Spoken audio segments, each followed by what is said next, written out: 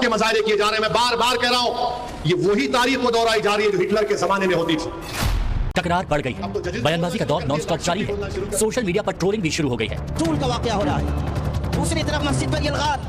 आमने सामने हैं देश के दो सबसे बड़े नामचीन मुस्लिम नेता, AIM के चीफ असदुद्दीन ओवैसी और अभी हाल ही में महमूद मदनी साहब ने आशुद्दीन ओवैसी को कहा कि ये देश में हेट स्पीच और भड़काने वाली राजनीति करते हैं। देश के मुसलमान इनको अपना नेता नहीं मानती, कुछ चंद लोग ही इनके बातों में आते हैं। इनकी इस बात से देश में उनके समर्थक और विरोधी मुसलमानों के बीच बहस छिड़ गई। बड़ा ही मजेदार वीडियो है, वीडियो लास्ट तक देखिएगा, मजा आ जाएगा। चलिए शुरू करते हैं। और ओवैसी जो अमीर खुसरो ने कहा था महबूब इलाही के बारे में, इस रंग में और उस रंग में जमीन आसमान का फर्क है। तलवारें खिंच गई, तकरार बढ़ गई है, बयानबाजी का दौर नॉन स्टॉप जारी है, सोशल मीडिया पर ट्रोलिंग भी शुरू हो गई है। तूल का वाकया हो रहा है, दूसरी तरफ मस्जिद पर यलगार। आमने सामने हैं देश के दो सबसे बड़े नामचीन मुस्लिम नेता, AIM के चीफ असदुद्दीन ओवैसी और जमीयत उलेमाए हिंद के चीफ मौलाना महमूद मदनी। मुद्दा बना है हैदराबादी भाईजान की नफरती राजनीति, उनकी हेट स्पीच, चाहे वो CAA को लेकर हो, NRC को लेकर हो या फिर किसी दूसरे मुद्दे पर। आज मुल्क के 17 करोड़ मुसलमान भारत के वजीर आजम पर एतमाद भरोसा नहीं करते, बिल्कुल नहीं करते, बता रहा हूं, खुल के कह रहा हूं। कुछ इसी तरह की भड़काऊ बातें करके ओवैसी सुर्खियां बटोरते हैं, अपनी राजनीति चमकाते हैं और उनके समर्थक सीटी बजाते हैं। ओवैसी बांटने वाली राजनीति कर रहे हैं, ओवैसी की अप्रोच बांटने वाली है, ओवैसी के बयान बर्दाश्त करने लायक नहीं होते। मुसलमान ओवैसी को अपना नेता नहीं मानते। जमीयत चीफ ने ये तमाम बातें एक सोशल मीडिया चैनल पर कही, जिसके बाद मुस्लिम परस्त राजनीति करने वाली संस्थाओं, राजनेताओं और उलेमाओं में जवाबी तकरीरें शुरू हो गई। फिलहाल तो हैदराबादी भाईजान पर बयान देकर मदनी चौतरफा घिरे नजर आ रहे हैं। ऐसा महसूस होता है उनके सारी बाइट्स से और सारे में बयानात से कि वो किसी एजेंसी के लिए काम कर रहे हैं मुस्तकिल तौर पर। जो मुसलमानों के साथ इस वक्त जो कुछ हो रहा है, मस्जिदें महफूज नहीं है, मदरसे महफूज नहीं है और उनकी जान और माल से खेला जा रहा है, औकाफ का झगड़ा शुरू हो गया है। ये सारे मामलात पर कोई वाज़े इनके ख्यालात नहीं होते और इनका पूरा जोर इस बात पर होता है कि मुसलमानों को बर्फ में लगा दिया जाए और वो कोई रिएक्शन ना दें। हुकूमत जो कर रही है वो आसानी से करती रहे और मुसलमान कोई रिएक्शन ना दे। ये कहना मैंने महसूस किया है पिछले कुछ दिनों से कि ये वाकई किसी एजेंसी के लिए काम कर रहे हैं, ये मुसलमानों के लिए कोई काम नहीं कर रहे। खुद मुसलमानों के सबसे बड़े इस्लामी तालीम के केंद्र दारुल उलूम ने भी ओवैसी पर मदनी के बयान से पल्ला झाड़ लिया। संस्था के मोहतमिम मौलाना मुफ्ती अबुल कासिम नोमानी ने कहा कि वो बंदी के बयान से इत्तेफाक नहीं रखते। कुछ इसी तरह के रिएक्शन देश के अलग अलग शहरों के दूसरे मौलानाओं ने भी दिए। ओवैसी बनाम मदनी की इस जंग पर तमाम तरह की प्रतिक्रियाएं लगातार सामने आ रही हैं। मौलाना महमूद मदनी ने जो कुछ कहा ओवैसी साहब के मुतालिक बराबर नहीं। आज कोई हम मुसलमानों के लिए हिंदुस्तान में बोलने वाला नहीं। मौलाना महमूद मदनी भी नहीं बोलते जैसा ओवैसी साहब बोलते हैं। मेरे साथ पढ़े हुए हैं, बल्कि मुझसे पीछे थे, लेकिन जो हरकत उन्होंने की है और कर रहे हैं मुनासिब नहीं। उनकी ही नादानियों की वजह से जमीयत उलमा दो हिस्सों में तकसीम हुई है।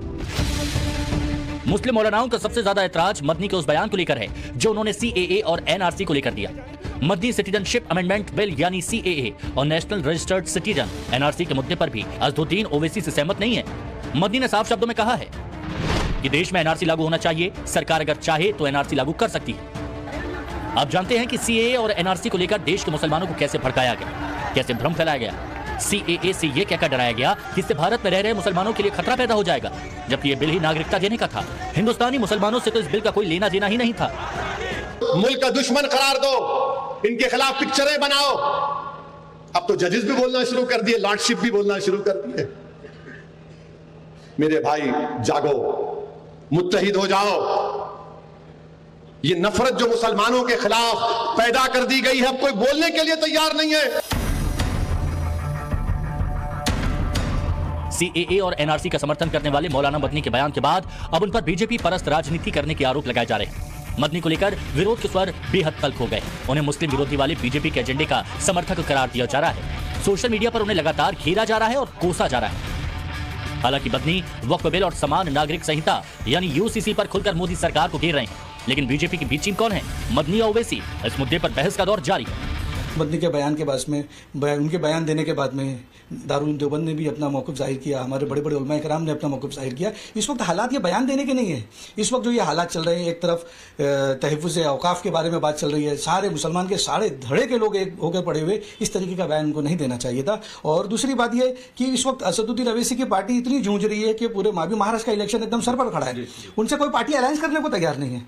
उसका अलायंस करने को तैयार नहीं है, उसका रीज़न यही है ना कि भाई नफरत की पॉलिटिक्स नहीं चलेगी। इस वक्त जो हिंदुस्तान का माहौल है, हिंदुस्तान के अंदर एक चीज़ है कि हिंदू मुस्लिम एक हिस्सा है, बदन का एक हिस्सा है। अगर मतलब सर सैयद अहमद खान ने कहा है कि हिंदू मुस्लिम को आप ऐसा देखिए कि दोनों हिंदुस्तान के चेहरे की आंखें हैं, अगर कोई एक चीज़ खराब करोगे चेहरा भेंगा हो जाएगा। ओवैसी और मदनी दोनों ही बड़े नेता हैं, दोनों ही मुसलमानों का प्रतिनिधित्व करते हैं, लेकिन दोनों में एक बड़ा अंतर है। जमीयत उलेमाए हिंद के चीफ मौलाना मदनी उदारवादी मुस्लिम चेहरा है, भड़काऊ बयानबाजी नहीं करते, बोलचाल में सौम्यता झलकती है, जबकि ओवैसी को कहा ही जाता है भड़काऊ भाईजान। मदनी खुलकर मोदी सरकार की उन योजनाओं की तारीफ करते हैं जिनसे मुसलमानों को फायदा हुआ, लेकिन ओवैसी को मोदी राज मुसलमानों पर सितम का सबब लगता है। वो जब भी बोलते हैं तो उनके तेवर तंज भरे होते हैं। ओवैसी की पूरी राजनीति ही भय, भेद और भड़काने के फॉर्मूले पर चलती है।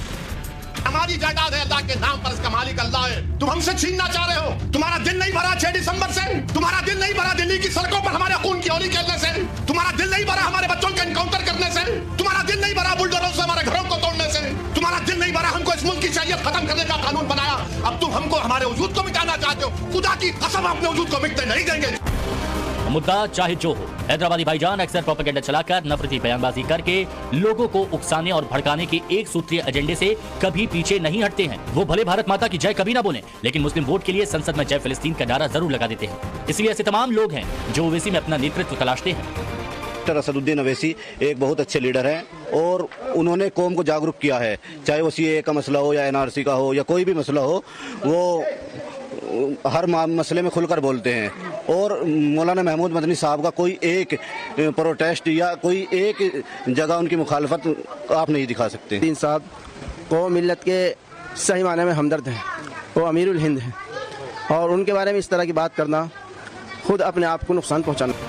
मदनी ने ओवैसी को बंटवारे की राजनीति करने वाला कहा तो उसका आधार भी है। असल में ओवैसी मुस्लिमों का सबसे बड़ा रहनुमा बनने की होड़ में कई बार सीमा लांघते दिखे। ओवैसी सांप्रदायिक सियासत को कैसे हवा देते हैं, इसकी कई मिसालें हैं। वो कभी मॉब लिंचिंग को मुद्दा बनाते हैं, कभी हिजाब, तो कभी असम के मैरिज एक्ट को मुद्दा बनाते हैं। हिंदुस्तान से मुसलमानों को निकाल दिया जाएगा, बार बार ऐसा माहौल बनाते हैं जिसे बांटने वाली अप्रोच ही कहा जाएगा। ओवैसी भड़काऊ बातें करके नफरत का सियासी कारोबार करते हैं। मौलाना महमूद मदनी साहब ने जो बात कही है असदुद्दीन ओवैसी साहब के ताल्लुक से, उन्होंने 100% बात सही कही है।